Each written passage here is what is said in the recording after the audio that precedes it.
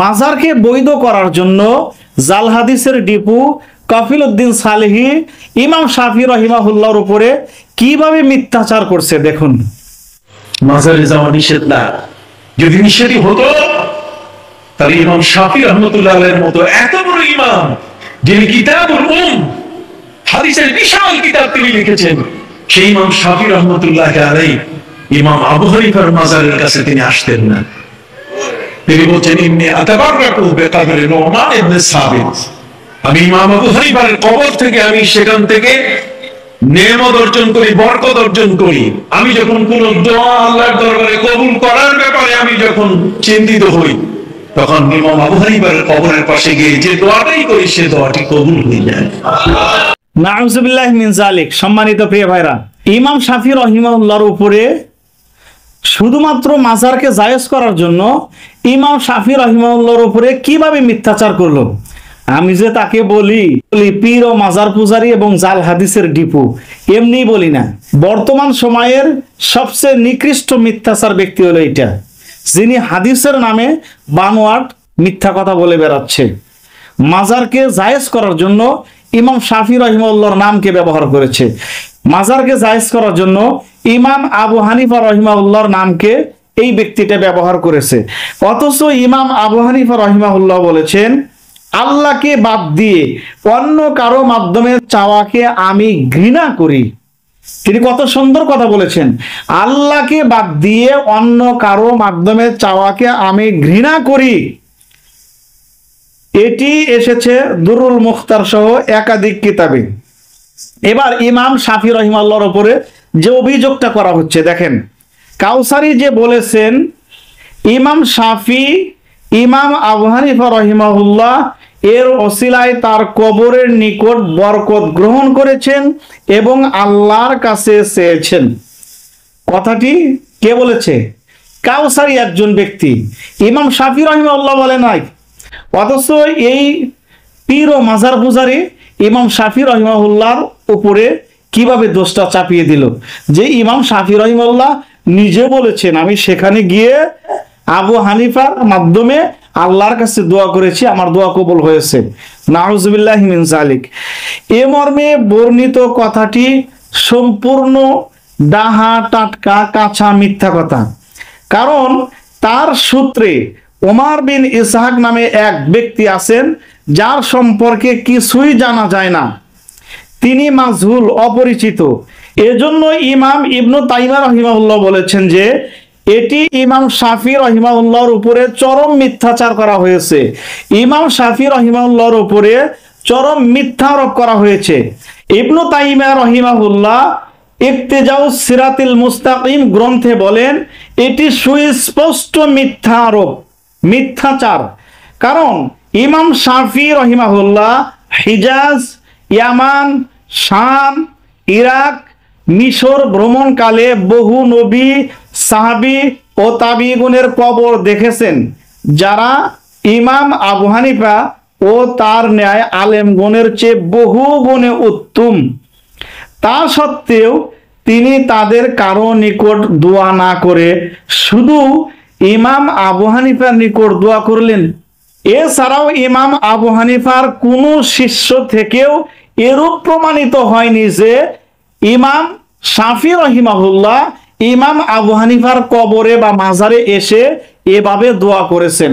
সম্মানিত প্রিয় ভাইরা, এই কফিলউদ্দিন সালেহী সাহেব বর্তমান সময়ের শ্রেষ্ঠ একজন মিথ্যাবাদী, হাদিসের নামে জাল কথা মানুষের ভিতরে বলে বেড়াচ্ছে। দেখেন এই মাজারকে জায়েজ করার জন্য তিনি ইমাম শাফি রহিমাহুল্লাহর নামটাকে ব্যবহার করলেন, এভাবে মিথ্যাচার করলেন, অথচ তার হৃদয়টা একটু কাঁপলো না।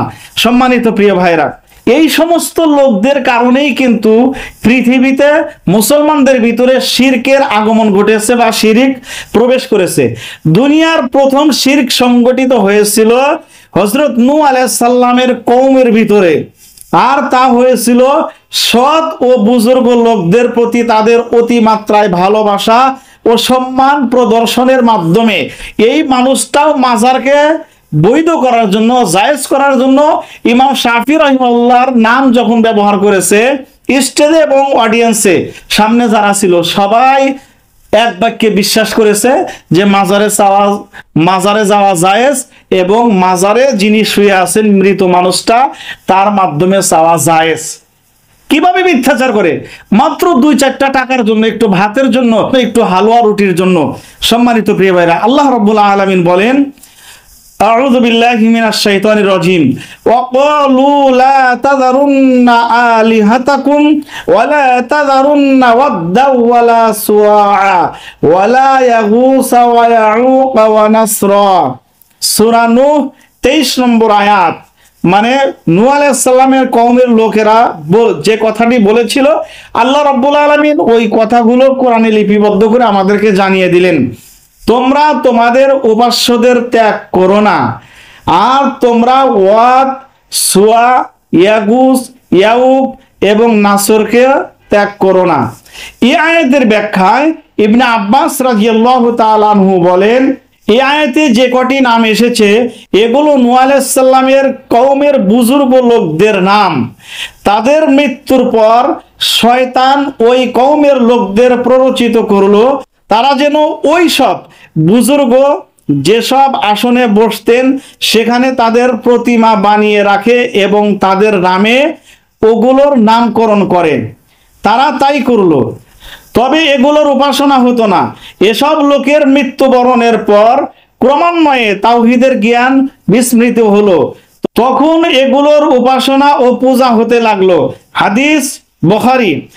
অত্র আয়াতের তাফসিরে ইসমাইল ইবনে কাসির প্রখ্যাত মুফাসসির ইবনে জারিরের সূত্রে আরেকটি বর্ণনা পেশ করেছেন।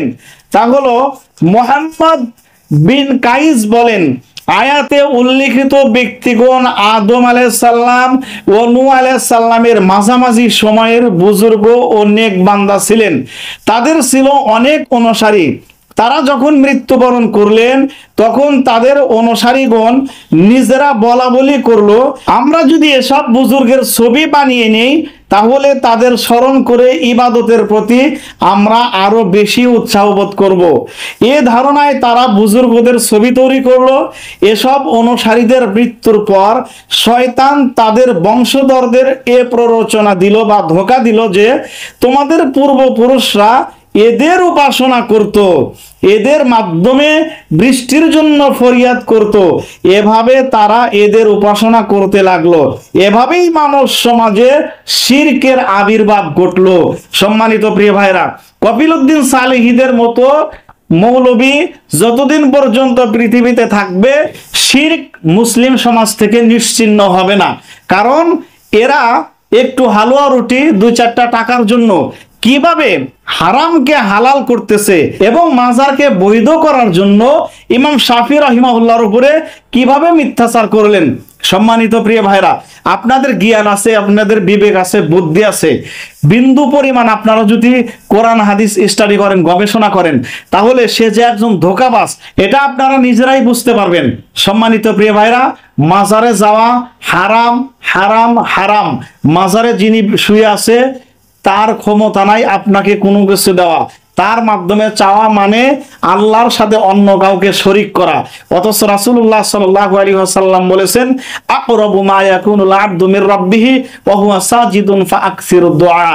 বান্দা যখন সিজদায় চলে যায় তখন বান্দা আল্লাহর সবচেয়ে কাছাকাছি চলে যায়। ওই সময় বান্দার কাজ হলো বেশি করে দোয়া পাঠ করা। অতএব আপনি যদি দোয়া কবুল করাইতে চান, আপনার দোয়া আল্লাহ কবুল করুক, এটা যদি আপনি চান, তাহলে 5 ওয়াক্ত হাঁটু গেড়ে আল্লাহকে সেজদা দিতে হবে এবং সেজদায় গিয়ে আল্লাহর কাছে চাইতে হবে। রাসূল বলেছেন, তোমার যদি পায়ের জুতার ফিতাও ছিঁড়ে যায় তবু তুমি আল্লাহর কাছে সাহায্য চাও। সম্মানিত প্রিয় ভাইরা, আল্লাহ রাব্বুল আলামিন আমাদের সকলের ঈমানকে যেন এই পীর ও মাজার পূজা থেকে হেফাজত করেন এবং আমাদের প্রার্থনা, ইবাদত, বন্দেগী, কৃতজ্ঞতা, প্রশংসা সব যেন একমাত্র আল্লাহ রাব্বুল আলামিনের জন্যই হয়। আল্লাহ রাব্বুল আলামিন আমাদের সকলকে শিরক মুক্ত ঈমান, বিদআত মুক্ত আমল করার জন্য তৌফিক দান করুক। সকলের সুস্বাস্থ্য কামনা করে এখানেই শেষ করছি। আসসালামু আলাইকুম ওয়া রাহমাতুল্লাহি ওয়া বারাকাতুহু।